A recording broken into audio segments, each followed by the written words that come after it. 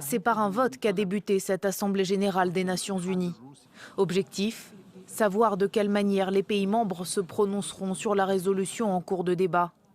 La Russie réclamait un vote à bulletin secret, mais pas moins de 107 pays s'y sont opposés. Il s'agit donc d'un premier revers pour Moscou, accusé par l'Ukraine de crimes de guerre.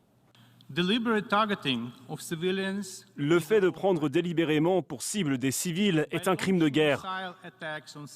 En lançant des attaques de missiles sur des civils dormant chez eux ou se rendant au travail, sur des enfants allant à l'école, la Russie a encore une fois prouvé qu'elle était un État terroriste que l'on doit dissuader de la plus forte des manières. À la tribune de l'ONU, impossible de ne pas commenter les dernières frappes russes, particulièrement meurtrières. Mais à l'origine, cette assemblée générale était organisée suite à l'annexion par Moscou de 4 régions ukrainiennes, afin de débattre d'une éventuelle condamnation. La Russie ne s'en défend pas. Elle contre-attaque, comparant à son tour l'Ukraine à une organisation terroriste. La preuve de ce que le régime de Kiev peut faire est le sabotage du pont de Crimée. Nous avons prévenu que cela ne se fera pas en toute impunité.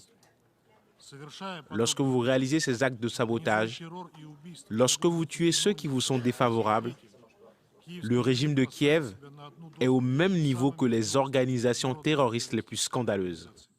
Pour être votée, la résolution doit recueillir les 2/3 des voix des 193 membres de l'ONU. Un résultat incertain en raison de la lassitude de bon nombre d'États de voir les Occidentaux les yeux rivés sur l'Ukraine. Des Occidentaux qui, eux, souhaitent isoler un peu plus la Russie sur la scène internationale.